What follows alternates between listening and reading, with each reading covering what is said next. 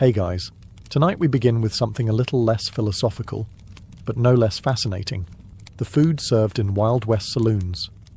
Sure, they were known for whiskey, bar fights, and questionable piano music, but what did people actually eat there?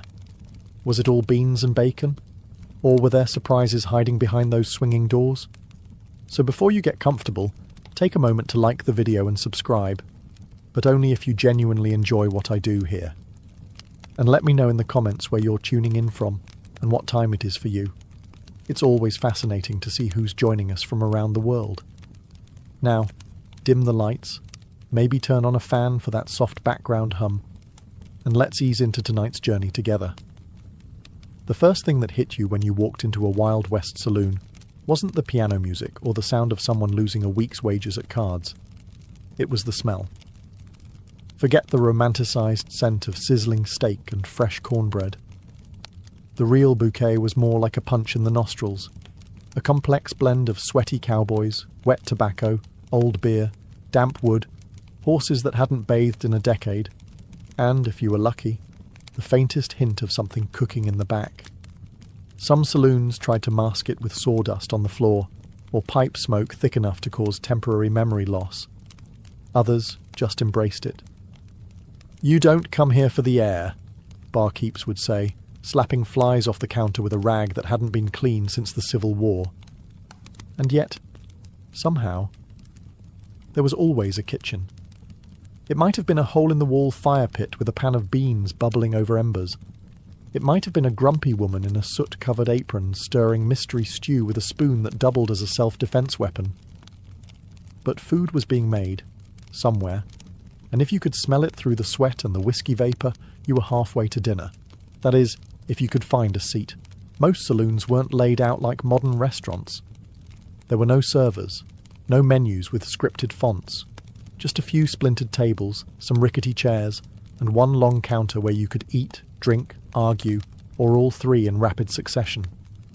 If you were a regular, the cook might shout something like, "beans or stew," and you shouted back your choice without looking up.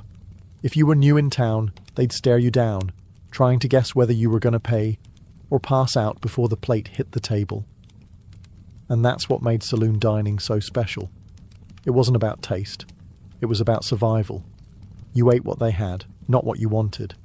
You sat next to strangers who might rob you or save your life tomorrow. And if the food made you sick, well, that's what whiskey was for. In the hierarchy of Wild West cuisine, beans sat squarely at the top, not because they were delicious, but because they were cheap, indestructible, and could survive an apocalypse, a gunfight, and a stampede without breaking a sweat. Pinto beans, black beans, navy beans, it didn't matter. If it was dry, vaguely edible, and could be boiled into submission, it ended up in the pot. Beans were the unsung heroes of saloon kitchens, served morning, noon, and night, often to men who hadn't seen a vegetable since they left Kansas. Preparation was simple. Step 1. Pour beans into a pot. Step 2. Boil them for 6 hours over a questionable fire. Step 3. Serve them with salt pork, a stale biscuit, and a look of mild apology. Some cooks tried to get fancy, adding lard, onions, or even chili powder if they were feeling ambitious. But most didn't bother. In the Wild West, flavour was considered a luxury, and seasoning was whatever blew in from the open window. Beans were hearty, filling, and predictable, 3 traits that cowboys respected more than gold. They fueled long cattle drives, powered poker nights, and gave you something to chew on while you waited for the piano player to start again, or for someone to get tossed through the front window. The only downside? Aftermath. 1 cowboy eating beans was tolerable. 10 cowboys in a saloon full of beans was a biological weapon. It's said that some bar fights weren't started by insults, but by a single silent but deadly betrayal near the stove. Still, beans were dependable. When the meat ran out, when the chickens fled, and when the cook had exactly 7 brain cells left from the whiskey fumes, the beans remained. Unbothered, unburnt, unchanged. Some cowboys even preferred them. They could be eaten cold, reheated endlessly, and used as makeshift currency in emergencies. Legend has it a man once bought a horse with 3 pounds of salted beans and a promise never to return. So yes, saloon food had its highs and lows, but beans were the baseline, the bedrock, the humble heartbeat of 1,000 dusty meals. You didn't love them, you respected them, and sometimes that was enough. If beans were the soul of Wild West saloon cuisine, salt pork was its slightly greasier backbone, a slab of fat and meat so tough it could survive a thunderstorm, a bar brawl, and 6 months in a saddlebag without changing texture. Salt pork wasn't bacon, though cowboys loved to pretend it was. It was pork belly, heavily salted and often smoked, preserved in barrels with enough brine to season a small ocean. The salt kept it from rotting, and also, arguably, from being edible. Cooked right, salt pork was tolerable. Fried up in a hot skillet, served crispy and sizzling, it had flavour, grease, and that satisfying crunch that made you briefly forget the rest of your dinner came from a can. But cooked wrong, which happened often, it was like chewing a salted boot heel dipped in axle grease. Still, salt pork had its fans. It was easy to transport, hard to ruin, though many tried, and gave even the blandest pot of beans a salty punch of joy, or at least a reason to drink more whiskey. Cooks in saloons didn't waste a single bit. The fat used to fry everything from potatoes to biscuits. The rinds, tossed into stews or given to dogs, or to unlucky newcomers who didn't know the difference. One bite, and they'd learn real quick that the barkeep wasn't joking when he said, "Chew slow or choke proud." And yes, sometimes the pork was suspicious. A greenish tinge here, a questionable smell there. But in saloons, the motto wasn't, "Is it fresh?" It was more like, "Did it kill the last guy?" If not, you gave it a try. Salt pork was versatile too. It could be diced into beans, slapped on biscuits, fried alone, or gnawed at like jerky on long rides. Cowboys packed it like treasure, and saloon cooks leaned on it when the chickens ran off or the stew pot got too thin. It wasn't elegant, and it sure wasn't healthy. But in a world where you might ride 60 miles before your next hot meal, salt pork got the job done. And if you survived it, well, you were stronger for it. In the Wild West, stew was the great culinary equalizer, hot, vaguely meaty, and deeply suspicious. It was the one thing almost every saloon served, no matter how ramshackle the kitchen. Why? Because stew was the perfect cover story for whatever odds and ends the cook had lying around, or couldn't legally describe. The base was simple, a pot, a fire, and ambition. You started with water, maybe some beans or potatoes, and then you tossed in whatever hadn't walked away yet. Beef? Sure. Rabbit? Definitely. Squirrel? Yep. Rattlesnake? If it wasn't biting anymore, toss it in. One traveller once claimed he found a boot string in his bowl. He wasn't even mad. It was the most chewable part. Meat quality varied wildly. Some stews had tender chunks of beef from the local butcher. Others, well, they had meat, the kind you didn't ask about. If the cook looked nervous and the dog population had recently decreased, you just ate around the chewy bits and prayed.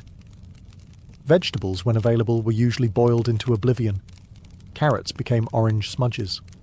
Onions disappeared completely. Potatoes held on the longest, but eventually surrendered. The result?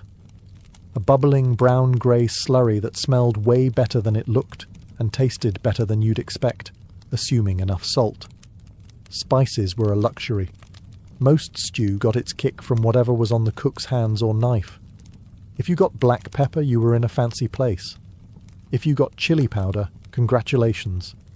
Your sinuses were about to be cleared by force. But despite the mystery, stew was comfort food for the weary cowboy. It was hot, it was filling, and it could be stretched endlessly by just adding water.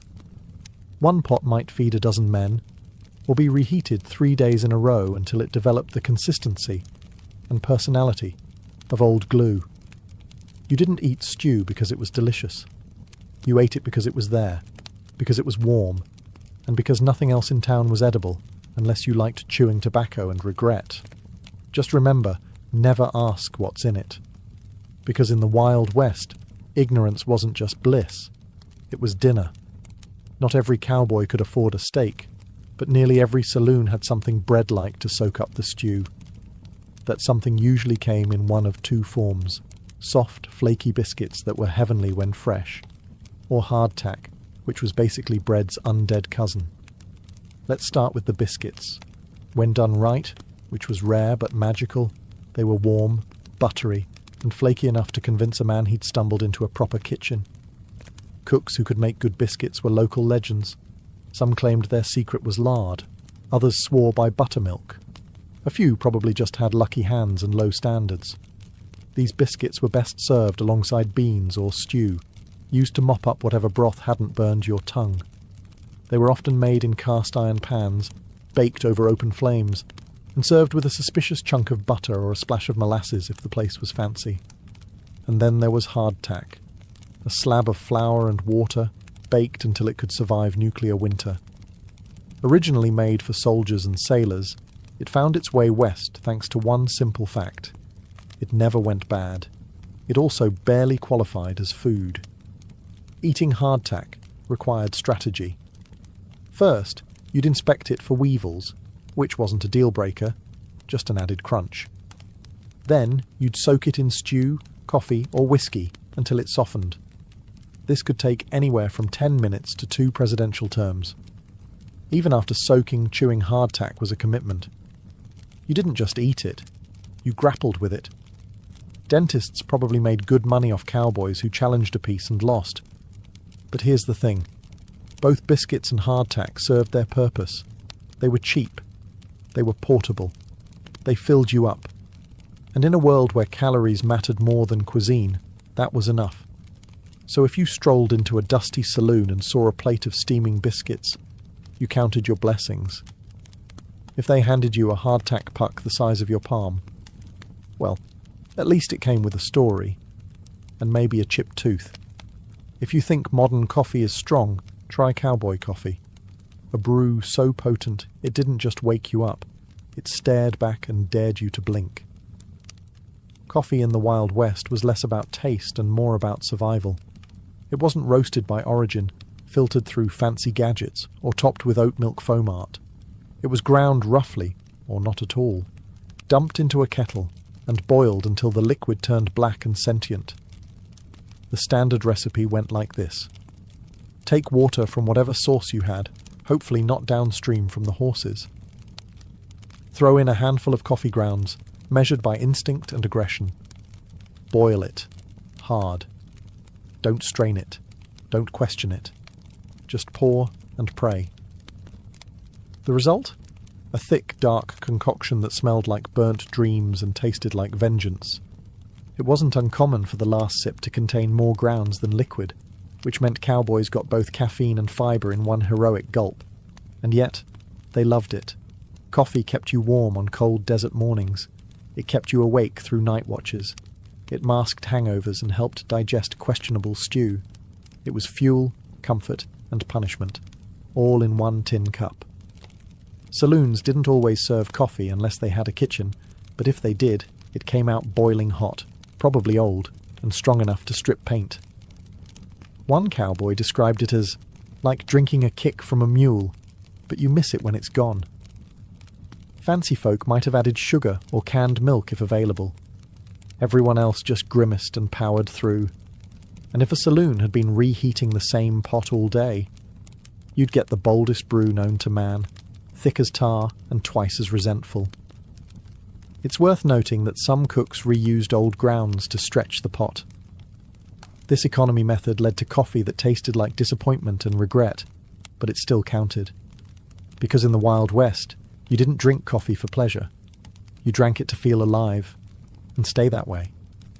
In the Wild West, meat wasn't just food, it was currency, status, and occasionally a test of bravery. If you could afford it, you might walk into a saloon and order a steak. What you got depended entirely on luck, timing, and whether the cook held a personal grudge against your face. Steak, in theory, was a luxury. In reality, it was often a tough, overcooked slab of beef that had been fried in a pan with lard, scorched into obedience, and served with exactly zero garnish. If you asked for it medium rare, the cook would just stare at you until your moustache wilted. When fresh beef wasn't available, and let's be honest, it usually wasn't, saloons turned to other options: dried jerky, salted buffalo, occasionally venison, or even wild boar, if someone had gotten lucky on a hunt. And by lucky, we mean managed to hit it and drag it back before the buzzards did. In mining towns or far-flung settlements, meat got more creative: squirrel stew, rattlesnake roast jackrabbit with seasoning. If it had legs and didn't belong to a customer's horse, it was fair game. Sometimes you were served meat, and no one told you what it was. That was a sign to eat quietly and not ask questions. If you chewed too long or found something resembling a whisker, you just sipped your whiskey, nodded solemnly, and accepted your fate. There was also the risk of age. Some meats had been hanging around long enough to earn names. Cooks would slice off the bad parts, drown the rest in gravy, and tell you it was well-aged. If your plate twitched when you poked it, you were entitled to one raised eyebrow and nothing more. Still, when the meat was fresh and the cook wasn't drunk, you might get a real meal. A sizzling slab of beef, a fried egg on top, and maybe a biscuit on the side. A plate that reminded you why people survived gunfights, for this. But most of the time, you ate what was there, and hoped it didn't eat you back. In a Wild West saloon, dessert wasn't really a category. It was more of a happy accident, the result of a cook with spare ingredients and a tiny sliver of mercy. But if there was one reliable sweetish comfort, it was cornbread, made from simple cornmeal, water or milk, lard, and sometimes a dash of baking powder, if the cook remembered.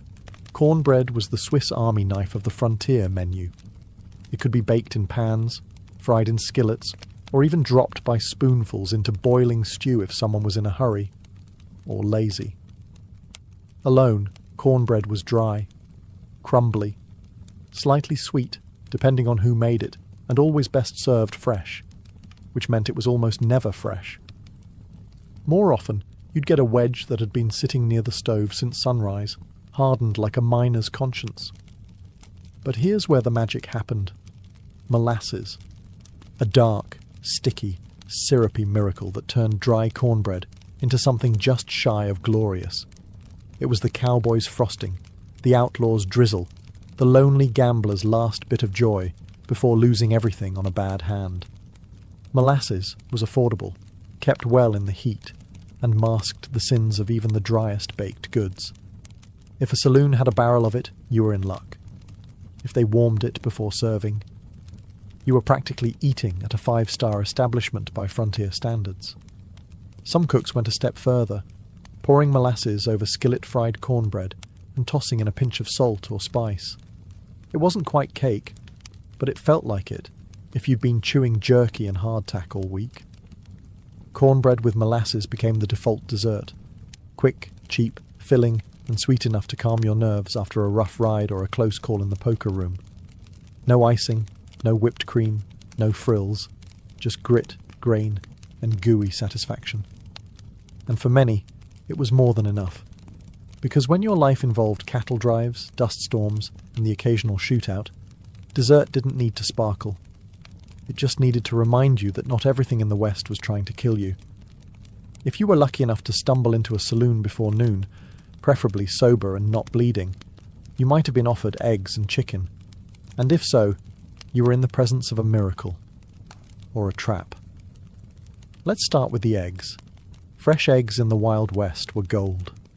Not actual gold, but nearly as rare and equally fragile. Chickens weren't raised for fun. They were cranky, prone to wandering, and occasionally stolen, eaten, or lost to foxes. If a saloon had eggs on hand, they either had their own chickens, a local supplier, or a secret smuggling operation from the next town over. What kind of eggs were they? Hopefully chicken, possibly duck, maybe something else. You learned not to ask. You ordered eggs, and what you got depended entirely on the cook's mood and the egg's age. Some were scrambled to disguise colour, others were fried until the yolks turned to leather. And if it wobbled when it hit your plate, that was a sign from the universe to order whiskey instead. As for chicken, it was on the menu, but not often. If it said fried chicken, what you'd probably get was a scrawny bird that died angry. Tough, bony, and fried in lard until the flavour tapped out, chicken wasn't always worth the chewing. But it was meat, it was hot, and it wasn't beans again, so folks ate it gratefully. You might get a drumstick the size of your thumb, or a whole quarter roasted on an open flame. You might also get a feather in your gravy, and that was just part of the charm.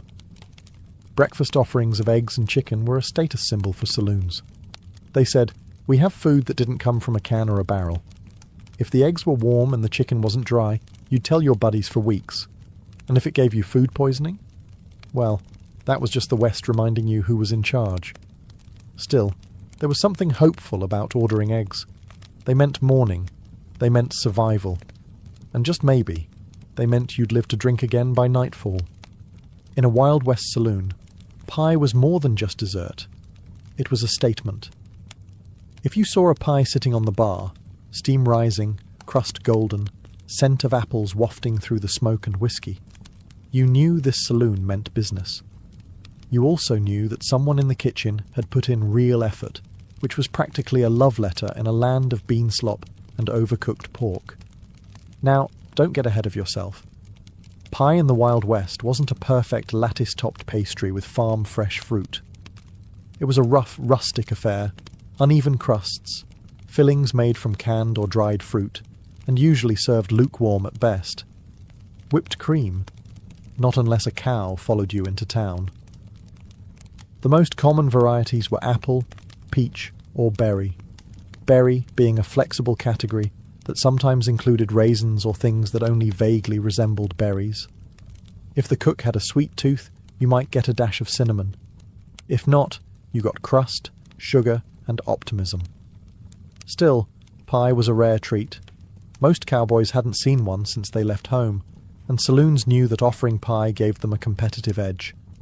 A good slice could pull customers from 2 towns over, and if the pie was warm and flaky, you better believe someone would threaten to shoot over the last piece. There are recorded stories, and a few exaggerated legends, of poker games that ended in gunfire over dessert disputes. You took the last slice was as valid an offence as cheating at cards. In a world where men had been stabbed over spilled whiskey, pie was practically sacred. Of course, not all pies were created equal. Some were mostly crust, some were experimental.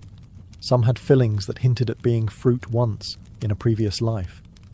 But if the stars aligned, the cook was sober, the oven was hot, and the fruit wasn't fermenting, then that pie was something to remember. Because in the dust and grit of the frontier, a slice of pie wasn't just food. It was hope served on a tin plate. Cheese in the Wild West was a lot like a poker game, full of risk, a little bluffing, and a strong chance you'd regret your choices the next morning. It did exist, yes, but only if you knew where to look, and even then, you had to be brave. Because cheese wasn't shipped in tidy wheels wrapped in wax paper. It was made locally, often by someone who once read about dairy fermentation while drunk. Most saloon cheese came in 2 varieties, hard, yellow, and suspiciously sweaty, or soft, crumbly, and slightly aggressive to the nose. Refrigeration, that was a luxury. So unless it was a particularly cold month or the saloon was near a cave, chances are your cheese had developed a personality. It might be cheddar. It might be something vaguely Swiss. It might be a lump of dairy guesswork with salt on top. And if it squeaked when you bit into it, well, that was between you and your jaw. Cheese was usually served in chunks alongside bread, jerky, or if you were lucky, a pickle. It helped balance out the saltiness of everything else, and gave cowboys a protein boost between brawls. You could even melt it over beans or toast it on cornbread, assuming the cook was feeling artistic. But beware, some saloons cut corners. Cheese might be old butter gone wrong, or curdled milk pressed into a bar shape and rolled in pepper to distract you. One travelling merchant once said he bought cheese in Nevada that tasted like boiled sock with a rind. He still ate the whole thing, because even bad cheese was still cheese. And in the Wild West, a saloon that offered any cheese at all stood out. It meant the owner had connections to a local farm, or at least access to a cow that hadn't been rustled yet. Offering cheese wasn't about flavour, it was a flex, a symbol of civilization in a place where most people still bathed with sand. So if a saloon plate came with a slice of cheese, you'd eye it, sniff it, tap it with your fork, and then eat it anyway. Because in the West, a gamble was just part of dinner. If it could be soaked in vinegar and forgotten in a jar, chances are it was served in a Wild West saloon. Pickling wasn't just a flavour choice, it was a survival strategy. Before refrigeration, saloon kitchens relied on brine and sourness to keep food from crawling off the shelf. Vegetables, eggs, fruit, even meat. Nothing was safe from the preserving power of vinegar. And that's how we got pickled everything. Pickled cucumbers? The classic. Crunchy, sharp, and occasionally green. They were served as sides, chasers for whiskey, or just something to chew on between bad decisions. If you were lucky, they were made fresh with garlic and spice. If not, they tasted like regret and rainwater. Pickled eggs? A saloon staple. You'd see them floating in cloudy jars behind the bar, usually near the whiskey. They looked like ghostly eyeballs and had the texture of sadness. Some cowboys swore by them. A quick shot of protein, easy to store, and they mostly stayed down. Others swore at them. Pickled onions? Common in mining towns, sharp, tangy, and strong enough to chase off unwanted conversation. One bite, and you could talk downwind of a stampede. Even pickled peaches or pears might make an appearance. When dried fruit was soaked in sweet brine to create a dish both confusing and strangely addictive. It wasn't dessert, it wasn't dinner, it was just wet, vinegary optimism. The beauty of pickled goods was their shelf life. A saloon could keep jars around for months, sometimes years, without worrying about spoilage. And in a place where meat went bad faster than a poker hand, that was invaluable. But let's be honest. Not all pickled items were created equal. Sometimes the jars weren't sealed right. Sometimes the cook experimented. And sometimes the pickled thing stared back at you. There are tales, possibly exaggerated, of men biting into pickled sausages only to find bones. Or a label that simply read, maybe pork. Still, pickled foods were part of the Wild West experience. Salty, sour, and strangely satisfying. Like everything else that lasted out there. You didn't eat them for pleasure. You ate them because they wouldn't kill you. Probably. When food was scarce, the kitchen was closed, or the stew looked like it still had a pulse. Cowboys and drifters alike turned to the most dependable item on the saloon menu. Whiskey. It was always available. It required no preparation. And if you drank enough of it, you forgot you were hungry. Or that you'd just eaten a bowl of squirrel mystery meat. Whiskey in the Wild West wasn't aged in oak barrels or curated by connoisseurs. It was rough, raw, and often dangerous. Made from corn, rye, or whatever the barkeep had lying around, it was distilled in backrooms, barns, and bathtubs. The result was a beverage that could clean wounds, strip paint, and fuel a fistfight. Some called it rot gut, others chain lightning, and a few simply referred to it as lunch. When beans were burnt and bread was mouldy, men drank their calories, one burning shot at a time. Saloon whiskey wasn't just a drink, it was a survival tool. It helped numb the pain of trail dust, heartbreak, broken ribs, and highly questionable stew. One shot before a duel, 2 shots after, and maybe 3 more while you waited to see if your bullet wound was serious. It was common for saloons to serve whiskey specials, which came with a side of beans or a biscuit, not for flavour, but to keep you upright. Some men ordered whiskey with a pickled egg floating in it, which somehow counted as both hydration and protein. And of course, whiskey was social glue. You bought it to make friends, to start fights, and occasionally to apologise after both. You could measure a saloon's reputation by how fast its whiskey knocked a man off his stool. Quality? Don't ask. Some whiskey was barely more than coloured moonshine. Additives ranged from tobacco juice to cayenne pepper. It burned going down, and if it didn't, you were probably drinking kerosene. Still, no one complained, because whiskey was warm, cheap, and honest, the only thing on the menu that never lied about what it was. And on nights when your meal came in a glass, with no fork and no judgment, you raised it high, and called it dinner. In any Wild West saloon that dared serve food, there existed a shadowy, smoke-covered figure whose power rivaled that of the bartender, the sheriff, and the town preacher combined. The cook. This individual, often unshaven, always irritable, was either a life-saving genius or a culinary war criminal. There was no middle ground. You'd never see them smile, but you'd remember their cooking for days, either in gratitude or gastrointestinal trauma. Saloon cooks weren't trained chefs.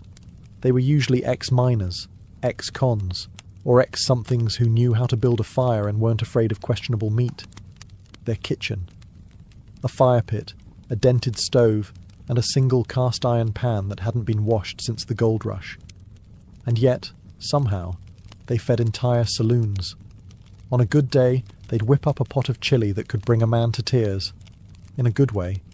The biscuits would be warm, the beans cooked through, and the cornbread just sweet enough to remind you of home. But on a bad day, the beans were scorched, the meat was grey, and the stew had an unsettling layer of oil that moved when the pot was still. You didn't complain. You couldn't. Saloon etiquette was clear. Never insult the cook. Because the cook controlled everything. The salt, the grease, the mystery meat ratio. If they liked you, you got the freshest cut. If not, you got the spoon scrapings from last night's disaster, reheated into chilly surprise. They also doubled as the saloon's unofficial bouncer. No one wanted to get hit by a ladle that had just survived frying salt pork. And if the cook had a cleaver, which many did, they could clear a room faster than a shotgun. Despite their moods, these cooks were vital. They kept cowboys on their feet, miners from passing out, and travellers from collapsing mid-sentence. They worked long hours in heat and smoke, took insults as seasoning, and lived by a single rule. If you don't like it, there's the door, or the whiskey. So whether they were your saviour or your saboteur, you always nodded respectfully to the cook. Because in the Wild West, they held your stomach and your fate in their greasy, glorious hands. Now that we've walked through the swinging doors, sniffed the stew, and stared down a pickled egg in a foggy jar, the real question remains: would you actually eat the food served at a Wild West saloon? Let's be honest, modern taste buds might not survive the experience. The beans were basic, the meat was a gamble, and the stew was more mystery than meal. You'd need strong teeth, a stronger stomach, and the kind of appetite that comes from riding 40 miles on a sunburned horse with nothing but dust in your lungs. But here's the thing. For the cowboys, miners, gamblers, and misfits of the American frontier, saloon food wasn't about gourmet flavour or Instagram-worthy plating. It was about fuel, calories, heat, a warm plate between gunfights, train robberies, or another night sleeping in a barn next to a mule named Regret. It was about survival. You didn't ask where the meat came from. You didn't complain if the biscuit crumbled like chalk. You just sat down, ate what was handed to you, and washed it down with something strong enough to kill bacteria, or at least make you stop caring about it. And when food was good? When the beans were fresh, the coffee didn't bite back, and the cook had spared a little molasses for the cornbread. It felt like a miracle. So would you eat it? If you lived back then? Yes. You wouldn't just eat it, you'd be thankful for it. You'd scrape the bowl, wipe the plate with your crust of bread, and order seconds with coins that still smelled like dynamite and horse sweat. You'd laugh with strangers, curse the cook, toast with whiskey, and maybe, just maybe, end the night with a slice of pie and a story worth telling. Because saloon food wasn't glamorous. It was gritty, greasy and real. And in a world where the West was still wild, that was enough. Long before tattoos were scrawled across biceps and backs in trendy shops with buzzing needles, they were something far older, etched not with fashion in mind, but with mystery, meaning, and survival. Let's rewind to a time when cities didn't exist, when gods hadn't yet been given names, and humans lived close to the bone, in both spirit and skin. Enter Ötzi the Iceman. Discovered in 1991, frozen in a glacier between Austria and Italy, his mummified body was over 5,000 years old, older than the pyramids, older than Stonehenge. And yet, across his leathery skin, researchers found something incredibly modern: tattoos. 61 of them, to be precise. They weren't ornamental spirals or stylized animals. They were dark carbon marks, dots and lines running down his spine, behind his knees and around his ankles. Here's where it gets wild. The locations of Ötzi's tattoos matched known acupuncture points. Was this a primitive form of pain management? An ancient healing technique? Or something more spiritual? A rite of endurance carved directly into the flesh? We'll never know for certain. But one thing is clear. Even in the Stone Age, humans were already marking their bodies with purpose. And Ötzi wasn't alone. In ancient Egypt, tattoos appeared predominantly on women, including priestesses and dancers. These weren't decorative butterflies or names of lost lovers, but rather symbolic patterns, often placed around the abdomen, thighs, and chest. Some scholars believe these tattoos were intended to offer protection during childbirth, to channel fertility, or to ward off evil spirits, like spiritual armor drawn right onto the body. Even in Nubia, south of Egypt, archaeologists unearthed mummies with animal figures tattooed on their limbs: bulls, crocodiles, symbols of power and survival. Across these early societies, tattoos weren't acts of rebellion. They were acts of reverence, resilience, and ritual. They carried meaning, not in ink alone, but in pain, permanence, and belief. So next time you see someone's sleeve of ink at the gym or on the subway, remember, they're carrying on a tradition that started not in a studio, but in the ice, in the sand, and in the sacred silence of forgotten millennia. If you ever thought tattoos were just edgy accessories or signs of rebellion, try saying that in front of a Polynesian chief and watch the room go quiet. In Polynesian cultures, tattoos weren't optional or decorative. They were sacred. In fact, the word tattoo itself comes from the Tahitian word tatau, meaning to strike. And that's exactly how it began. With bone tools dipped in soot, rhythmically tapped into the skin with a stick, each strike echoing centuries of tradition. In places like Samoa, Tonga, and especially among the Maori of New Zealand, tattoos weren't just art. They were identity. A person's moko, the intricate facial tattoos of the Maori, could tell you everything you needed to know: their rank, their family, their ancestry, even their personal achievements. The face wasn't just a canvas, it was a living resume, and removing it would be like erasing a man's entire life. Young men would often receive their first tattoos during painful, ceremonial rites of passage. This wasn't a Friday night decision after a few drinks. It was a spiritual transformation. The process was excruciating. No anesthetics, no numbing creams, just raw courage and a communal belief in the deeper purpose of the pain. Women too were tattooed, often on the lips, chin or thighs, symbols of beauty, maturity, and mana, the sacred power believed to flow through all living things. A woman without tattoos could be considered incomplete, a canvas left blank in a world full of stories. But colonialism, as it often does, tried to erase it all. Missionaries arrived with scissors, soap, and shame. They saw the tattoos as primitive, pagan, and unchristian. In some areas, traditional tattooing was outlawed, forcing it underground, like a sacred language spoken only in whispers. Still, the ink endured. Today, Many Polynesians are reclaiming their tattoo heritage with pride. The ancient tools have returned, the designs have resurfaced, and across the Pacific you can hear the sound of tattoo once again, not just as an art form, but as an act of cultural survival. These weren't just marks on the skin. They were, and still are, declarations of spirit, blood, and belonging. Step into the world of togas, gladiators, and philosophers, and you might not expect to find tattoos. After all, when we think of ancient Greece and Rome, we imagine marble statues and clean, idealized bodies. But peel back the myth, and you'll find ink lurking in the shadows. In ancient Greece, tattoos were originally associated with slaves and criminals. In fact, the Greek word stigma, yes, the root of our modern term stigmatize, referred to the permanent marks branded or inked into someone's skin as punishment. These weren't symbolic or decorative. They were labels, warnings.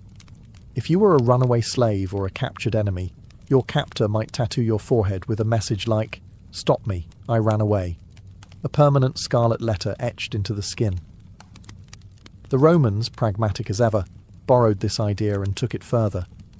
Soldiers in the Roman army, especially those in specialized legions, were often tattooed to mark their loyalty, a kind of flesh-bound dog tag. But they also used tattoos to brand gladiators, slaves, and prisoners of war.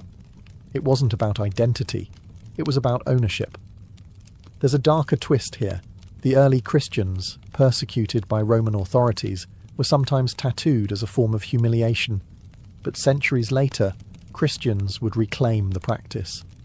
Pilgrims to Jerusalem in the Middle Ages often returned with small crosses tattooed on their arms, proof of their devotion and suffering. What began as a tool of punishment morphed into a badge of faith. Interestingly, in later Roman times, Emperor Constantine, the same ruler who legalized Christianity, banned tattooing on the face. Not because it was cruel, but because the face, he declared, was made in God's image and shouldn't be defiled. The irony? Bodies were still fair game. Unlike in Polynesia, where tattoos elevated someone's social standing, in the Greco-Roman world, they often lowered it. Tattoos marked you as an outsider, a sinner, a slave. But they also told a story. Not always one you wanted, but one you carried forever. In these empires of law, conquest, and spectacle, tattoos weren't about self-expression. They were branding, sometimes literally, tools of control, punishment, and power. And like all marks of oppression, they would eventually be reclaimed. While the West branded its slaves and criminals, the East took a more spiritual, symbolic approach to body art, where tattoos could be both sacred protection and social paradox. Let's begin in India. Though India is more famous for Mendi, the temporary henna art applied during weddings and festivals, the country also has a long history of permanent tattoos. Among tribal communities like the Baiga, Gondi and Santhal, tattoos were considered both ornamental and protective. A woman might be tattooed with symbols of fertility, strength, or religious devotion. Not on a whim, but as part of a deeply rooted tradition passed from grandmother to granddaughter. These tattoos weren't just for beauty. They were seen as jewelry for the soul, something no thief could steal and no poverty could take away. Meanwhile, in Japan, the story was more complicated. In the early days, during the Jomon period, tattoos might have had spiritual significance, possibly used to mark status or ward off evil spirits. But by the time Japan entered its more structured eras, particularly during the Edo period, tattooing took on a whole new life. First, it became punishment. Criminals were tattooed on the face or arm with marks indicating their crime and region, permanently branding them as untrustworthy. Imagine walking into a village and everyone instantly knowing your sins just by reading your skin. But then something fascinating happened. A counterculture emerged. Outcasts, including firemen, labourers, and later members of the Yakuza, adopted tattoos not as shame, but as honour. They created elaborate full-body designs called irizumi, often depicting dragons, tigers, and mythological figures. These were masterpieces, carved into the flesh over hundreds of painful hours. Each design told a story, a personal legend inked beneath society's judgment. At the same time, Buddhist pilgrims in Southeast Asia developed sakyant tattoos, geometric designs and Pali scriptures believed to offer protection, strength, and spiritual blessings. These were administered by monks using sharpened bamboo or steel rods, and always accompanied by chants and prayer. In the East, tattoos could be holy or taboo, sacred or criminal. It all depended on who wore them and why. But one thing was certain. In these cultures, skin was never silent. It spoke of power, punishment, prayer, and pride. As the Roman Empire gave way to the rise of Christianity, the tattoo needle, once a symbol of identity or punishment, began to vanish from the Western world. Why? Because in the eyes of the Church, the body was no longer just flesh. It was a temple. And temples apparently weren't meant to be scribbled on. The early Christians had a complex relationship with tattoos. On one hand, some groups adopted tattoos as declarations of faith. Pilgrims travelling to Jerusalem would have small crosses tattooed on their wrists to signify their devotion, a permanent spiritual passport. These were symbols of endurance and survival, proof they had made the sacred journey and lived to tell the tale. But that was the exception, not the rule. By the early Middle Ages, the dominant message coming from religious authorities was clear. Marking the body was a pagan practice, and pagan meant sinful. The Bible, specifically Leviticus 19:28, was often cited, "You shall not make any cuttings in your flesh for the dead, nor tattoo any marks upon you. I am the Lord." That single line was enough to bury an entire art form across much of medieval Europe. Tattoos became synonymous with heathenism, witchcraft, and heresy, not something you wanted associated with your name during the Inquisition. In monasteries and Christian kingdoms, tattooing virtually disappeared, reduced to whispers and superstition. But even in this era of suppression, the ink never truly dried. In the far reaches of the Byzantine Empire, some Christian sects still practiced religious tattooing, small crosses etched onto hands and arms, often to protect against Islamic enslavement. In Ethiopia, Coptic Christians maintained tattoo traditions as well, marking young believers with sacred symbols as part of spiritual rituals. And among Crusaders, the knights who marched to the Holy Land, tattoos made a quiet return. Some etched small crosses on their bodies, not just as spiritual protection, but so that, if they died in battle, they could be buried as Christians, their faith visible even in death. So while the medieval West tried to erase the art of tattooing, it never quite succeeded. The ink hid in monasteries, pilgrim trails, and desert churches, waiting patiently, like a buried relic, for its time to rise again. As the age of exploration dawned, and wooden ships began slicing through unknown oceans, tattoos found a brand new canvas: sailors. And these weren't royal court artists or tribal shamans.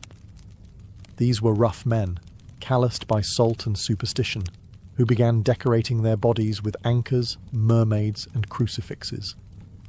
But how did tattoos return to Europe after centuries in exile? Enter the 18th century voyages of Captain James Cook. When his crew arrived in Polynesia, they encountered entire societies marked in ink. Intrigued and amazed, many sailors got tattooed themselves, both to honour the cultures they encountered and, let's be honest, to prove they'd been somewhere exotic. Returning to port with tattoos wasn't just fashionable. It was a kind of resume, a living record of where you'd sailed and what you'd survived. Soon, tattoos became the unofficial uniform of the seafaring class. But it wasn't just about style, it was steeped in superstition. An anchor on the forearm symbolised stability. A pig and a rooster, often tattooed on the feet, were believed to prevent drowning, since those animals were kept in wooden crates that floated during shipwrecks. Some sailors even tattooed "Hold Fast" across their knuckles, hoping it would give them the grip to survive rough seas and tangled ropes. And then there were the religious icons: crosses on the back, the Virgin Mary over the heart. Sailors believed these tattoos offered divine protection, an extra layer of spiritual armour when the ocean turned against them. As these inked-up sailors filtered back into European and American ports, tattoos spread with them, not to the nobility, but to the fringes. Dock workers, soldiers, convicts. Tattoos were now the language of the lower classes, the drifters and the daring. Still, they held meaning. In the US, Civil War soldiers began tattooing their names and regiments on their arms, a grim preparation in case they died in battle and needed identification, a small, painful insurance policy in a world without dog tags. So while kings and clergy shunned tattoos, the men who mapped the world wore them with pride. For them, each mark was a story, a wound, a charm, a prayer, and when the world ended in waves or cannon fire, it might be the only thing left that told your name. By the 19th and 20th centuries, tattoos had drifted far from temples and tribal rites. In many parts of the world, they had become marks of defiance, especially behind bars. Prisons gave tattoos a new language, a gritty, coded one, spoken in needles, razors, and improvised ink. Let's start in Russia. Under the iron shadow of the Soviet Union, a secret society of tattoos flourished inside the gulags. These weren't decorative. They were biographical, symbolic, ruthlessly hierarchical. A star on the shoulders? That meant you commanded respect. Barbed wire around the neck? You were a lifer, never getting out. A cathedral with domes on your chest? Each dome represented a sentence served. The tattoos told your crimes, your rank, your defiance. But break the code, or wear a symbol you hadn't earned, and you might find it carved off, forcibly, with a knife.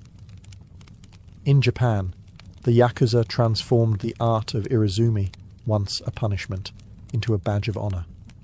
Full-body suits of dragons, koi fish, and samurai warriors covered skin from shoulder to ankle, often hidden beneath business suits. Getting tattooed wasn't just an act of rebellion. It was a rite of loyalty, painful, expensive, and permanent. In the West, prison tattoos carried their own meanings.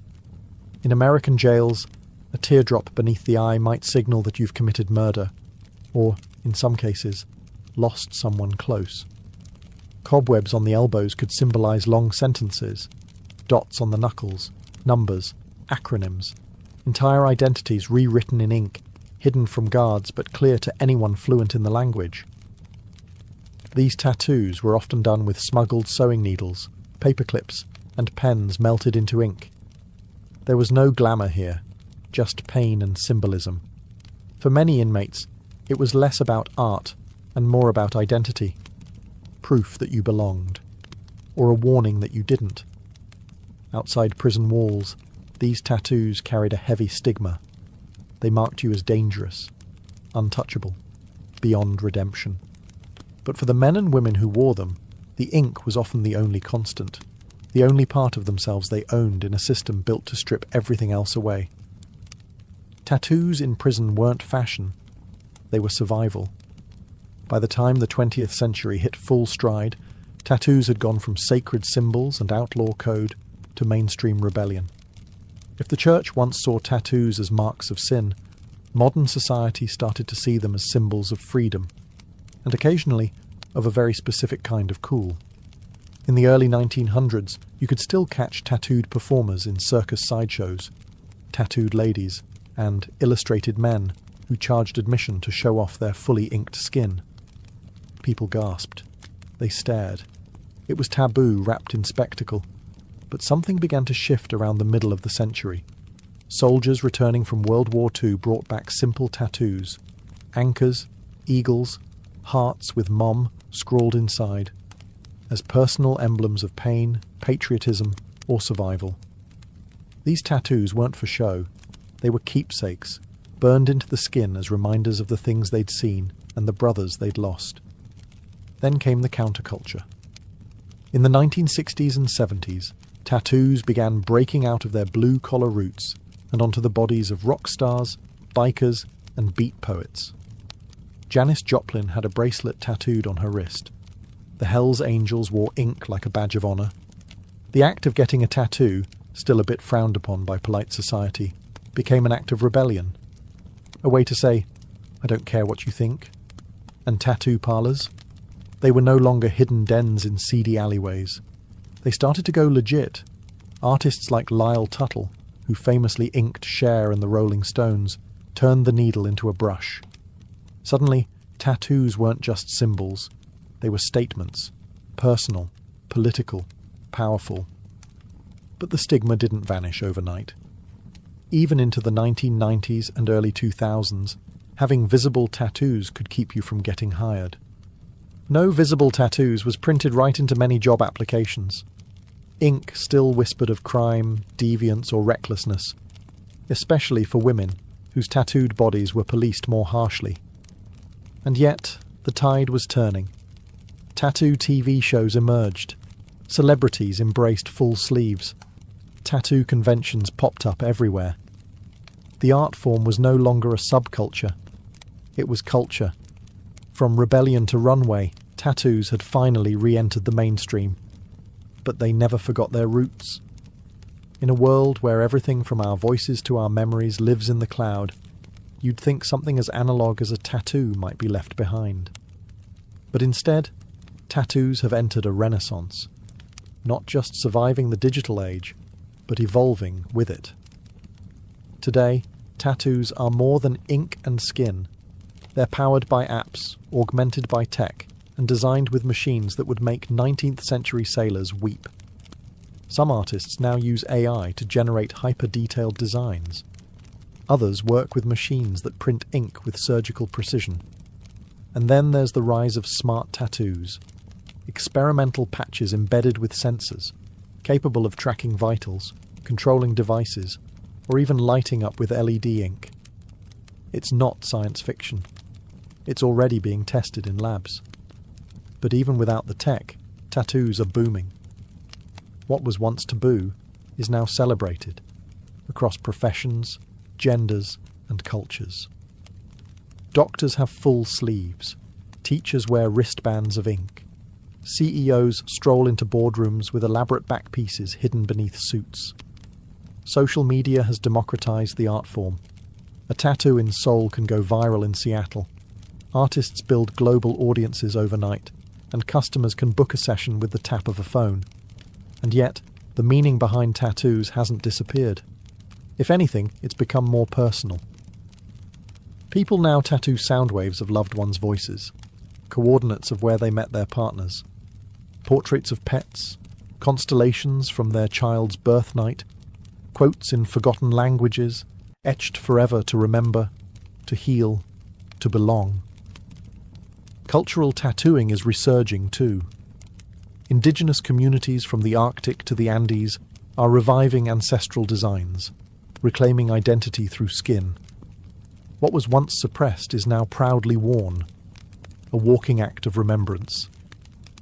Of course, debates still rage. Is it art or trend? Sacred or superficial?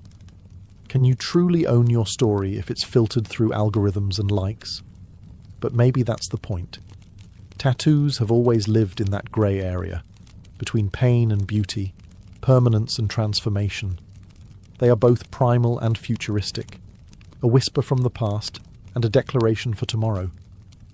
And as long as humans crave meaning, memory and mark-making, tattoos will endure. Beneath the surface, ink will always speak, even when words cannot. Before empires clashed and blood soaked the sand, before kings trembled at her name, Tomyris was simply a daughter of the wind, born to the raw, open steppe. The land she came from was not gilded in marble or echoing with philosophy.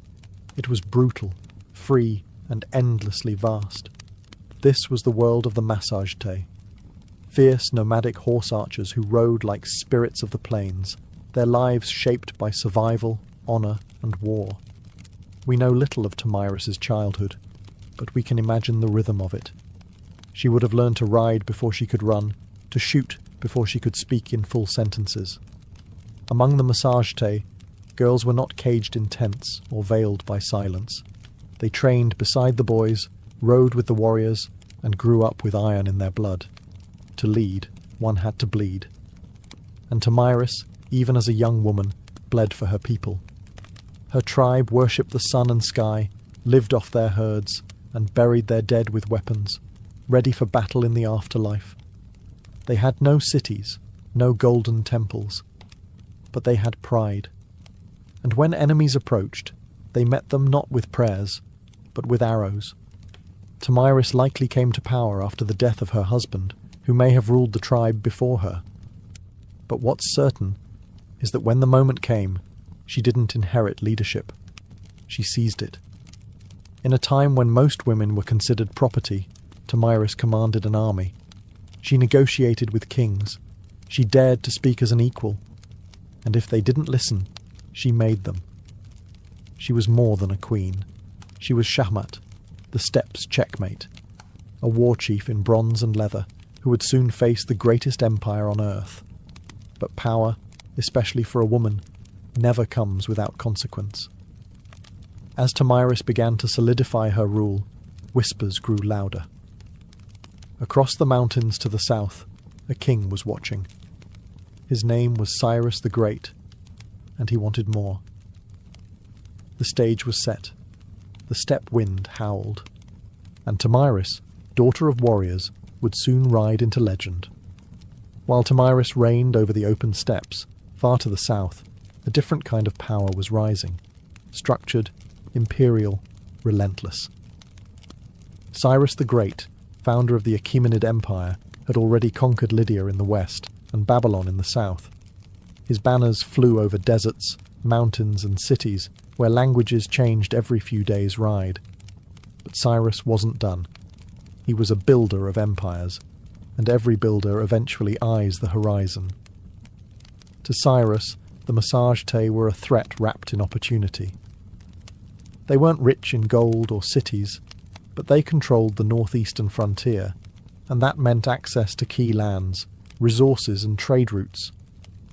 More importantly, the Massagetæ had something no empire could afford to ignore: pride. And pride, in Cyrus's eyes, could be bent or broken. But Cyrus also knew that brute force wasn't always the best first move. He had a reputation for cleverness, diplomacy, and strategic trickery. So he tried a different approach, one that kings before him had used to dissolve threats without a single drop of blood. He proposed marriage. According to ancient sources, notably Herodotus, Cyrus sent envoys to Tomyris offering an alliance through matrimony. On paper, it was a royal match, the great king of Persia and the warrior queen of the Massagetæ. But Tomyris wasn't naive. She saw the proposal for what it was, not an offer of love or partnership, but a calculated attempt to absorb her people without a fight. She declined, and that rejection didn't sit well in the halls of Persepolis. With the diplomatic games over, Cyrus shifted to his favourite language: war. He ordered his army to cross the Araxes River, the natural barrier that separated Persia from the land of the Massagetæ. He was going to take what Tomyris refused to give. But Tomyris was already preparing. She knew the terrain. She knew how her people fought, on horseback, fast and furious. And most of all, she knew Cyrus wasn't just coming for land. He was coming to crush a woman who dared to say no. The world's most powerful king had declared war, but he had no idea what kind of fury he had just awakened on the steppe.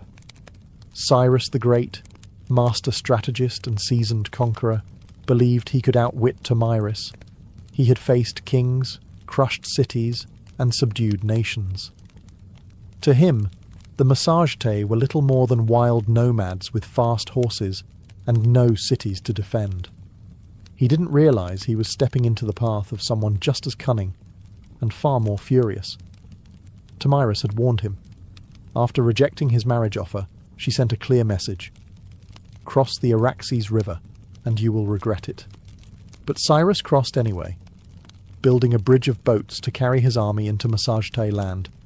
Instead of striking immediately, Tomyris pulled her forces back, luring Cyrus deeper into unfamiliar terrain. The Persians found an abandoned camp, well stocked with food, and more importantly, wine, a luxury the nomadic Massagete rarely indulged in. It was a baited trap, and Cyrus took it, perhaps thinking the enemy had panicked and fled. Inside the camp, he left a portion of his army under the command of General Harpagus, a trusted officer. As the Massagete returned under the cover of night, they fell upon the drunk and unsuspecting Persians with deadly precision. The battle was brutal and swift. Among the dead was Spargapaises, Tomyris' son and a Massagete commander. Accounts differ on what happened next. Some say Spargapaises was taken alive and, realizing his capture, begged for death and took his own life. Others claim he was killed in the fighting, but all agree. When news reached Tomyris, something inside her shattered, and then turned to steel. Her grief was volcanic, but her rage, that became legendary. She sent another message to Cyrus. This one wasn't a warning, it was a vow. "You may be a glutton for blood," she said, "but I swear I will give you your fill." She promised to make the ground run red with Persian blood, and her vengeance would not be quiet. Cyrus had taken her son. He had violated her land. Now he would meet not the queen of the Massagete, but the mother of a slain warrior, and the last face he would ever see. The next battle would not be a skirmish. It would be an execution. The sun rose over the plains like a blade, sharp and blinding. Tomyris stood at the head of her army, no longer just a queen, but a storm given form. Her warriors, hardened by the nomadic life, painted their faces with ash and rage. This wasn't about politics anymore. This was about blood. Cyrus, for all his might, had underestimated the Massagete. He assumed they would fight like the tribes he had conquered before, chaotic, uncoordinated, easy to crush. But Tomyris had spent her life among warriors. She understood how to strike. Not blindly, but with precision. She rallied her forces for a full-scale assault on the Persian invaders. And this time, she wasn't holding back. The location of the final battle is lost to history, swallowed by the vastness of the steppe. But what's clear is that Tomyris launched a ferocious counterattack. Her cavalry swept across the plains like a tide of knives. They fired arrows from horseback, closed in with axes, and fought like people with nothing left to lose. The Persians, battle-hardened, disciplined, and experienced, weren't expecting this level of organized fury. Tomyris didn't just lead her troops, she fought beside them. Her presence on the battlefield ignited her warriors like wildfire. Every strike was driven by vengeance. Every charge was an answer to her son's death. Cyrus tried to hold the line, but it shattered. The Persians were routed. Many died where they stood. Others fled into the endless grasslands, only to be hunted down. And Cyrus the Great, the man who had conquered Babylon, Lydia, and nearly the known world, fell in the chaos. Whether he was slain in combat or captured and executed depends on the version told. But either way, he died on Tomyris' terms. What came next is infamous. According to Herodotus, Tomyris found Cyrus's body on the battlefield, ordered his head severed, and then, in a final act of symbolic revenge, submerged it in a wineskin filled with human blood. "Drink your fill," she said, "of the blood you thirsted for." Was it historical fact or poetic embellishment? Maybe both. But it didn't matter. The message was eternal. Tomyris was not to be conquered. When the dust settled and the grass drank deep the blood of empire, Tomyris stood victorious. A warrior queen who had done what no king or army before her could. She brought Cyrus the Great to his end. News of the defeat sent shockwaves across the ancient world. The mighty Achaemenid Empire, thought to be unstoppable, had been humiliated by a woman from the steppes. The Persians did their best to downplay the loss, but the death of their founder couldn't be ignored. Cyrus's body was eventually returned and buried with honor in the royal tomb at Pasargadae. Yet the stain of his final defeat would linger like a wound on the empire's legacy. For Tomyris and the Massagetei, however, the victory was more than revenge. It was a declaration. They had defended their sovereignty not just with weapons, but with dignity. Tomyris had stood up to the world's most powerful ruler, and she hadn't just survived, she had triumphed. And then she vanished from history. No records survive detailing her later years, her death, or any successors she may have appointed.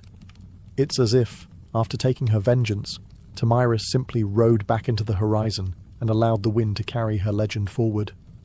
In the centuries that followed, historians, poets, and chroniclers would try to fill in the blanks, turning her into a symbol as much as a woman. To the Persians, her name was a bitter reminder. To the Greeks, she was a paradox, a barbarian who displayed more nobility than many kings. And to the peoples of Central Asia, Tomyris became folklore, a ghostly queen who rides through the steppe, fierce and unbending, with a sword that remembers. Her legacy would inspire countless depictions across cultures. Medieval manuscripts portrayed her in regal armour. Renaissance paintings imagined her towering over Cyrus's corpse. In every age, she became what people needed: a mother avenger, a wild queen, a lesson in hubris, or a symbol of feminine power. But one truth cuts through the myth. She changed history. Tomyris didn't inherit a throne. She forged it in fire and fury. And for one brief, unforgettable moment, the Steppe Queen proved that not all empires rise. Some fall to the hooves of warriors who ride with vengeance in their hearts. Much of what we know about Tomyris comes not from local Massagetei records. They left no stone tablets or royal archives, but from the pen of a Greek, Herodotus, often called the father of history. Writing a century after her time, he immortalized Tomyris in his histories, casting her as a warrior queen of astonishing resolve and terrifying vengeance. But Herodotus wasn't simply reporting facts. He was weaving a story, one part chronicle, one part morality tale. To him and his Greek audience, Tomyris represented the ultimate reversal of imperial arrogance. Cyrus the Great, a man who had conquered half the known world, fell not to a vast army or a rival king, but to a woman who fought not for glory, but for her child. Her victory was almost mythic, and Herodotus treated it as such. He even detailed her grisly revenge, the wineskin of blood, the severed head of Cyrus, and her damning words, "Drink your fill." But was it true? Modern historians debate this endlessly. Some argue that Herodotus exaggerated or even invented parts of the tale, using Tomyris as a narrative tool to humble the Persian Empire, which, at the time of his writing, was still a looming force over the Greek world. Others believe that while the blood wineskin episode might be symbolic, the core event, Cyrus's death at the hands of Tomyris, likely did happen. There's also the question of bias. Herodotus, for all his insight, often filtered foreign cultures through a Greek lens. He portrayed the Massagetei as wild and free, yet noble, an exotic mirror to Greek ideals of honour and liberty. Tomyris, in that frame, wasn't just a barbarian. She was a moral counterweight to Persian ambition. Still, even if details blurred over time, Herodotus succeeded in one thing. He ensured Tomyris would not be forgotten. Because of him, she became more than a historical footnote. She entered the realm of legend, where facts soften but impact sharpens. And in that space between myth and memory, Tomyris's story found a strange kind of immortality. In a world dominated by kings and conquerors, Herodotus left us a queen who refused to kneel, and left her enemies bleeding in the sand. Though she may have slain one of the ancient world's most iconic emperors, Tomyris never ruled an empire herself. She didn't build cities of stone or inscribe edicts on golden tablets. Her people, the Massagetei, were nomads, living not by walls, but by the rhythms of the land, the sky, and the horse. This meant that Tomyris's legacy was never institutionalized. There were no marble busts or royal coins bearing her likeness, no archives to immortalize her decrees. Instead, her story passed on as stories do on the steppe, through firelight, song, and the whispered awe of warriors. The Massagetæ were one of many powerful tribes of the Central Asian steppes. Their cousins included the Scythians, the Saka, and the Dahai, all expert horse archers who roamed the lands between the Caspian Sea and the borders of ancient China. These tribes were feared by empires for their mobility, unpredictability, and ferocity in battle. Tomyris, as a female leader among them, was rare, but not entirely unique. Steppe culture, unlike many sedentary civilizations, allowed women far greater freedoms. Women rode, hunted, fought, and even led. Among the Scythians, graves of female warriors, buried with weapons, armour, and horse gear, have been found by archaeologists, confirming that the stories of fierce steppe queens were more than just legend. Tomyris stood at the pinnacle of that tradition. Her power didn't come from inheritance or religion. It came from respect, grit, and sheer capability. She was a unifying force among scattered clans, a political leader and a military commander in a landscape where survival meant riding faster, shooting better, and fearing nothing. But because the Massagetæ left no monuments, Tomyris became a kind of phantom queen, her name echoing only in the writings of outsiders and in the oral traditions of the steppe. To the Persian scribes, she was a warning, to the Greeks, a marvel, and to her people, likely a memory carried in bloodlines and battle songs, a ghost who rode with them across the plains. Empires may rise and fall in stone, but the stories of the steppe live on in the wind. And Tomyris, fierce, grieving, and unbroken, became its voice. Centuries passed, and the empires that once surrounded the Massagetæ rose and crumbled. Cyrus's successors built Persepolis, fought Alexander the Great, and faded into the dusty footnotes of time. But Tomyris? Her legend endured, not in the palaces of kings, but in the hearts of those who refused to bow. Across Central Asia, she became more than a queen. She became a symbol of female strength, of resistance, of the untamed spirit of the steppe. In many ways, Tomyris embodied a kind of defiance that transcended geography. She was not Roman, not Greek, not Persian, and so her story belonged to no empire. That made her dangerous and inspiring. In the medieval Islamic world, chroniclers occasionally mentioned her name, reshaped by language but never quite forgotten. In some versions, she was praised for her justice and vengeance. In others, she was seen as a savage queen, a reminder that power in the hands of a woman could be both glorious and terrifying. By the time the Renaissance rolled around, European artists rediscovered her tale through the writings of Herodotus.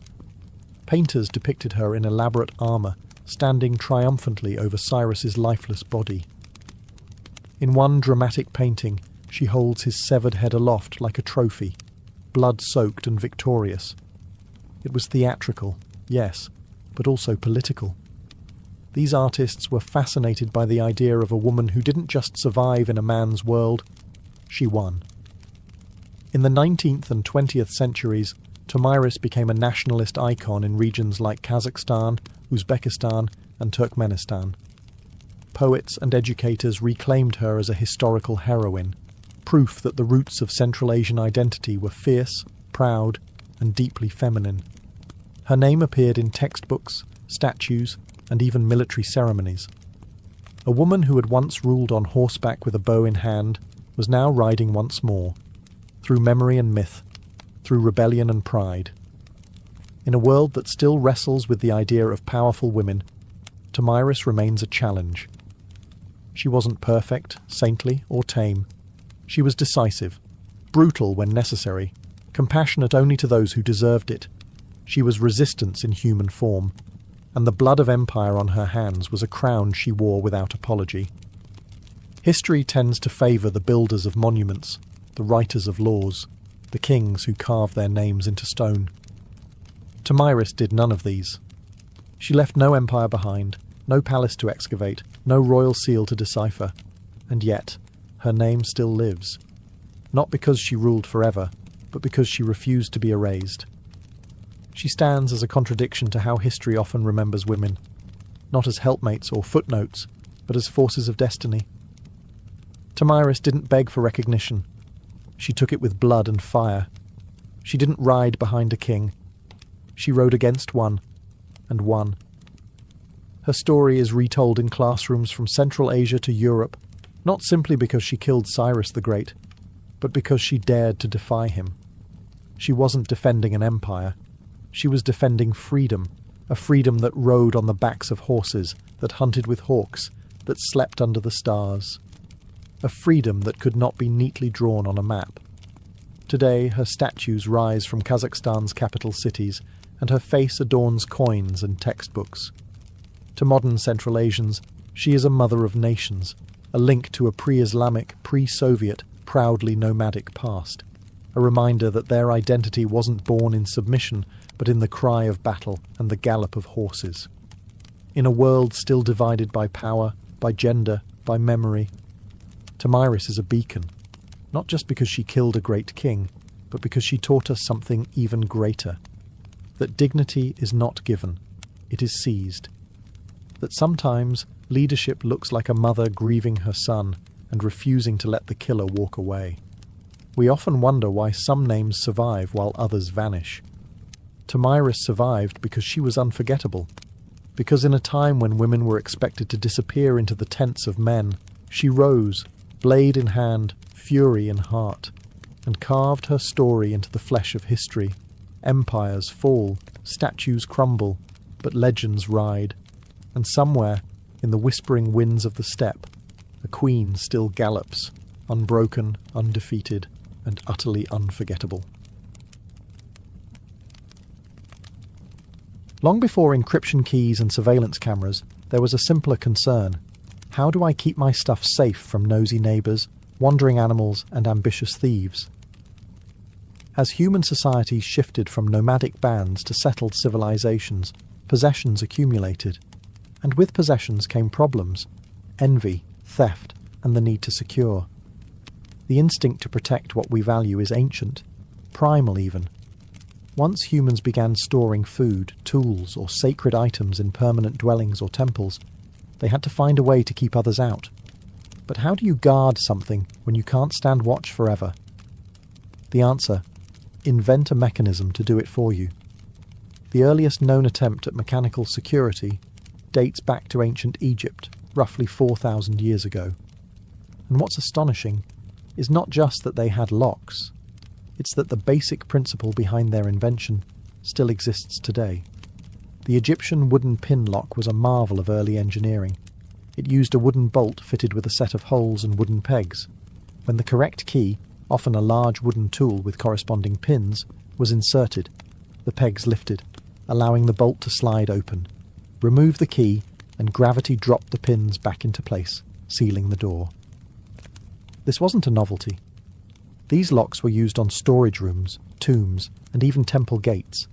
They were installed vertically, often on the inside of doors, to make tampering harder.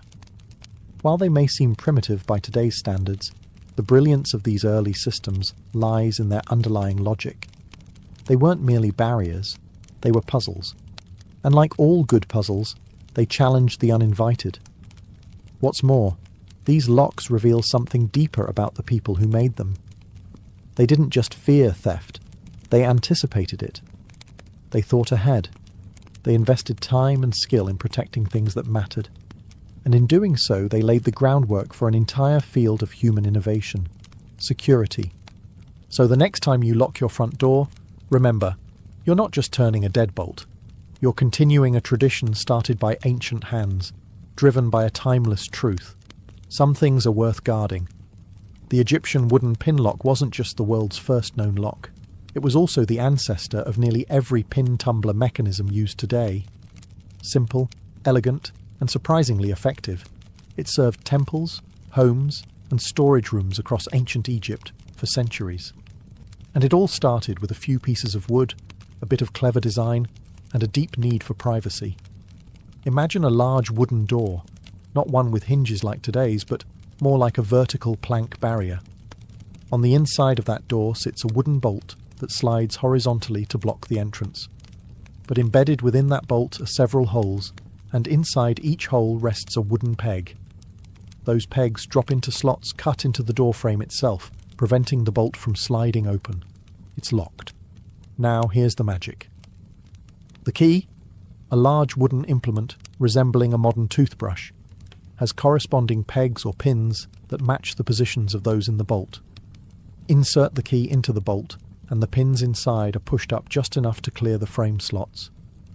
Once lifted, the bolt can slide open freely. Remove the key, and gravity does the rest. The pins fall back into the frame holes, relocking the door. It's mechanical memory without springs or gears, just wood, weight, and ingenuity. What made this system so impressive was its balance of complexity and reliability. It was relatively easy to craft using available materials, but hard to bypass without the correct key. And since each lock was slightly different, thanks to hand carving, keys weren't interchangeable. Your lock was your lock. These pin locks weren't reserved just for the rich or royal either. Archaeological findings at sites like Nineveh, and even later at Persian and Assyrian locations, show the concept spread widely across ancient civilizations. Egypt may have invented the idea, but the lock had legs. Beyond practical use, these locks carried symbolic power. In tombs and sacred buildings, locking something wasn't just about physical protection. It signified reverence, finality, the belief that certain things should remain untouched unless you were worthy enough to possess the key. Security in ancient Egypt wasn't just a function, it was a statement. While Egypt gave us the earliest mechanical locks, ancient Mesopotamia pioneered a very different form of security, one that relied less on mechanics and more on identity. In the land between the Tigris and Euphrates, security wasn't sealed with bolts and tumblers. It was pressed in clay, with symbols, authority, and trust. The people of Mesopotamia, including the Sumerians, Akkadians, Babylonians, and Assyrians, developed a method of securing goods not by locking them, but by making unauthorized access visibly impossible. How? With cylinder seals, small carved stone rollers engraved with unique images or inscriptions. These seals were rolled over wet clay used to close containers, doors, or even official documents. Think of it as an ancient combination of a signature, a wax seal, and a barcode. Once impressed into the clay, the seal left behind a continuous pattern that could not be duplicated easily. If someone tampered with the seal, opened the container, broke the door latch, or unwrapped the tablet, it was obvious. The broken clay told on them. This approach was both simple and profound. In a world without padlocks or alarms, it focused on deterrence through visibility. The seal didn't stop you from opening something. It told the world that you had. High-ranking officials, merchants, and priests all had their own personalized cylinder seals, often passed down through generations. These seals carried such prestige that some people were even buried with them, as status symbols and tools of the afterlife. But Mesopotamian security wasn't just about clay. They also secured temple treasuries and granaries using rope bindings that could only be removed by cutting, often tied with elaborate knots or seals that would clearly show tampering. The idea was always the same: make the risk of exposure more terrifying than the reward of theft. This concept of security as accountability, of linking access to a person's identity and social status, would echo for millennia. Even today, we log in with usernames, verify with signatures, and rely on records more than locks. In Mesopotamia, to protect something wasn't just to keep it hidden. It was to publicly proclaim who had the right to touch it.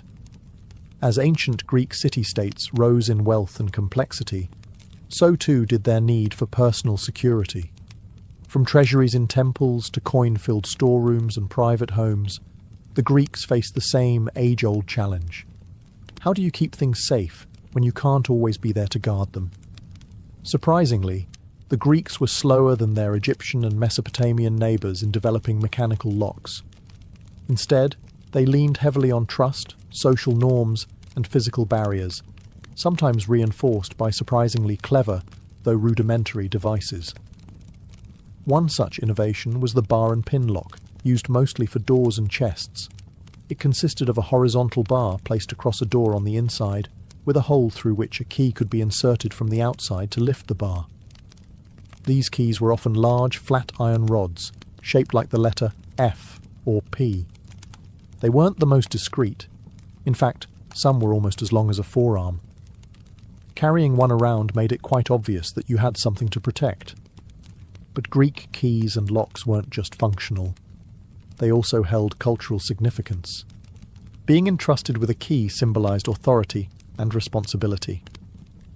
In Homer's Odyssey, Penelope is described as holding the key to Odysseus's storeroom, a symbol of her power within the household. However, Greek locks had limitations. They were often crude, easily forced, and dependent on physical size more than subtlety. What truly kept valuables secure was often a combination of concealment, guards, and communal expectations. In temples and state treasuries, rooms were sealed with rope and wax, with the city-state holding multiple keys, requiring several officials to be present to open a sacred store. Even homes were designed with layered access, multiple rooms, limited entry points, and gates that could be barred from within. Wealthy homes might employ slaves or hired guards to watch over valuables, adding a human layer of protection to the relatively simple mechanical devices. While the Greeks admired cleverness, metis, the cunning intelligence, they didn't yet channel it into lock-making the way later civilizations would. Still, they laid the cultural groundwork. Keys as symbols of status, access as a matter of trust, and security as a balance between strength and social control. If the Egyptians gave us the concept of the pin lock, and the Greeks wove trust into tradition, it was the Romans who truly elevated lock-making into a practical art. With their metallurgical skill, obsession with order, and vast bureaucracy, the Romans brought precision, portability, and innovation to ancient security. And their ideas still echo through modern locks today. Roman locks were primarily made of bronze and iron, allowing for much greater durability and smaller, more intricate designs than their wooden predecessors.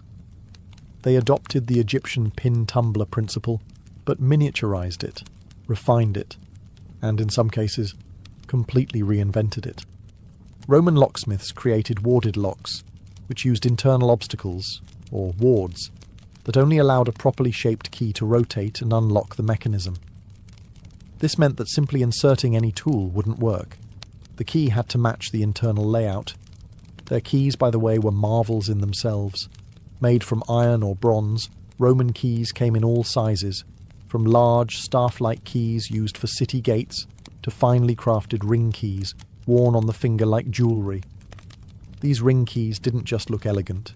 They served a functional purpose, offering constant access to locked boxes or cabinets without the need to carry bulky tools. It was status and utility, wrapped in metal. But the real genius came with Roman puzzle locks, complex mechanisms hidden inside ornate boxes, where pressing the wrong latch or turning the wrong angle wouldn't just fail. It might trap the lock tighter. These were used not only for securing valuables, but for hiding documents, religious relics, or even poison, a favourite trick in Roman political circles. Romans also institutionalized lock usage. Banks, granaries, merchant chests, and military storerooms all used locks. Doors had metal plates, gates had locking bars, and even slaves might be locked in with iron collars that had keys only their masters held. To the Romans, a lock wasn't just a tool, it was a statement. It declared ownership, authority, and exclusion. And it gave rise to the idea that a truly civilized society needed more than just walls to protect it. It needed systems. While the West was forging intricate metal locks, ancient China took a path that blended practicality with philosophy. Chinese engineers, ever pragmatic, developed locking systems that were simple, durable, and often symbolic, where the design of a lock didn't just protect an object, but carried deeper meaning. The most common form of ancient Chinese lock was the sliding bolt lock, a mechanism made primarily from bronze or iron. These locks typically consisted of a hollow metal case housing a sliding bolt secured by spring-loaded tumblers. Insert the right key, usually a flat, ridged metal stick, and the tumblers would align, allowing the bolt to slide and the lock to open. Sound familiar? It should. The core principle behind the modern pin tumbler lock was already alive in Han Dynasty China, as early as 200 BCE. Unlike Roman locks, which often featured external keyholes and decorative flair, Chinese locks were compact, discreet, and portable. Many were used to secure chests, gates, jewellery boxes, and doors, and the emphasis was on function, not just form. But Chinese locks were more than mechanical devices. They were often cast in the shape of animals, tigers, dragons, turtles, or inscribed with symbols representing luck, protection, or wealth. A lock shaped like a fish might be placed on a money box, symbolizing abundance. A dragon lock on a door wasn't just for security. It warned intruders that a powerful force guarded what lay beyond. Locks also played ceremonial roles. During weddings, love locks were sometimes used to bind symbolic boxes or chests, representing the couple's bond. The key would be handed over as part of the marriage ritual, a gesture of trust and commitment. Some locks, particularly puzzle locks, were designed to confuse thieves. They had hidden mechanisms, false keyholes, or required a specific sequence of movements to open, not because they were necessarily harder to break, but because they bought time. In ancient times, delay could be the difference between a foiled theft and a successful one. Ultimately, Chinese security culture wasn't built around brute denial of access, but rather harmony between utility, symbolism, and clever design. In that blend of form and function, they developed a quiet legacy, one that continues in subtle locks and symbolic rituals to this day. In ancient India, security was less about brute force and more about clever concealment, symbolic barriers, and layered protection, blending spirituality with ingenuity. Indian locks weren't just meant to keep people out. They were designed to confuse, mislead, and warn, often integrating secret latches, false compartments, or symbolic inscriptions to elevate security into an almost philosophical practice. One of the standout features of Indian lockmaking was the use of deception. Puzzle locks and trick mechanisms became common in temples and treasure chests, not to prevent brute force entry entirely, but to make it complicated enough to discourage it. Some locks required multiple actions. Press one hidden button, twist a second lever, and only then would the key turn. Others had decoy keyholes that served no purpose except to trick the uninvited. Temple security especially saw intricate applications. Temples housed offerings of gold, sacred texts, and revered relics. Instead of simply hiding these behind locked doors, priests often layered security, not just physically, but ritually.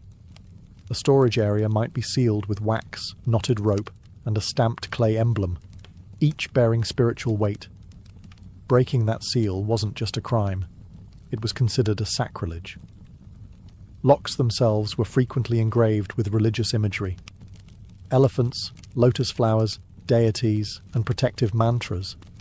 These were not only meant to intimidate the superstitious, but also to imbue the object with symbolic armour. To touch such a lock without permission was, in many cases, an affront to the gods themselves. In Indian royal courts and merchant caravans, small portable locks were used to secure scrolls, trade boxes, and private doors. These were often crafted from iron or brass, built to be both light and durable. Key design was highly individualized, sometimes so unique that a single artisan was responsible for both the lock and its matching key, ensuring absolute security through obscurity. And like elsewhere in Asia, locks sometimes carried ceremonial roles.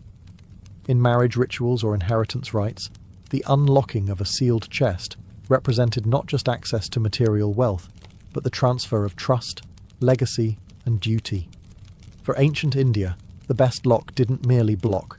It puzzled, it protected, and it whispered, "Only the rightful may pass."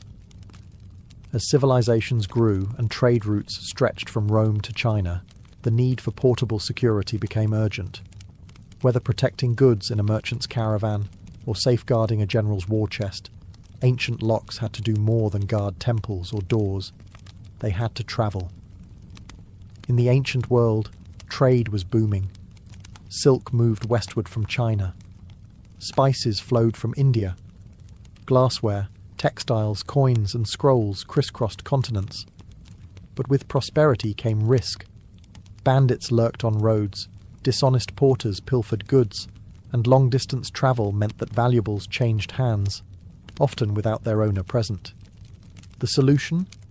Locks that were compact, durable, and hard to tamper with. Roman merchants often used small iron padlocks to secure chests, saddlebags, and warehouse doors. These locks had spring-loaded mechanisms and ring keys, robust enough to resist casual theft but light enough for travel. They were found from Britain to Syria, buried in ruins or rusted shut in shipwrecks. Their widespread presence speaks to a universal concern: protecting mobile wealth. Chinese traders and officials used portable sliding locks, often made of bronze, attached to chests or carts. Some were cleverly disguised, appearing ornamental or embedded within the box itself, and often featured engraved symbols or inscriptions marking ownership. If someone broke the lock, it was not only obvious. It could be prosecuted as both a crime and a dishonor. Nomadic peoples across Central Asia also developed leather and metal clasp systems, where metal rings and latches could be tied or locked over tent flaps, horse packs, and weapon cases. While these systems were less complex, they emphasized speed and visibility. A traveller would immediately know if their goods had been touched. And on the battlefield, locks were often used on weapon caches, treasury wagons, and command tents. In war, controlling access was crucial, not just to resources but to information. Scrolls and maps were sometimes sealed in locked boxes, often with multi-key systems, requiring more than one officer to open them, an early version of two-factor authorization. Across cultures, one thing remained consistent. The more mobile the world became, the more ingenious locks had to be. The road brought opportunity, but it also brought risk, and ancient travellers met it not just with swords, but with keys. When we twist a key in a door today or tap a code into a lock screen, we rarely think of the thousands of years of quiet ingenuity behind that simple motion. But every click, latch, and password is part of a story that began in the dust of Egyptian temples, in the bronze workshops of Rome, and along the silent trade routes that stitched the ancient world together. The legacy of ancient locks is not just mechanical, it's psychological. These early inventions reflect something deeply human: our desire to protect, to exclude, to define what is ours. Whether it was a wooden bolt in Thebes, a ring key in Pompeii, or a puzzle lock in Chang'an, the concept was the same: to create a boundary that only the rightful person could cross. And over time, these boundaries evolved into more than physical barriers. They became symbols. A lock on a temple door didn't just secure gold, it preserved the sacred. A seal on a scroll didn't just hide knowledge, it marked power. Even today we use locks to mark trust: a locked diary, a wedding chest, a secure vault. The mechanism may be more advanced, but the meaning is the same. In many ways, the most remarkable thing about ancient security is how little has changed. Modern pin-tumbler locks still mirror Egyptian designs.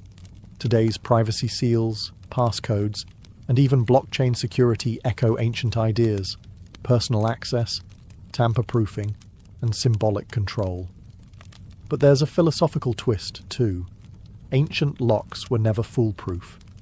They could be picked, broken, or bypassed, just like today. But their power lay not just in denying entry, but in declaring boundaries. They told the world, "This is mine.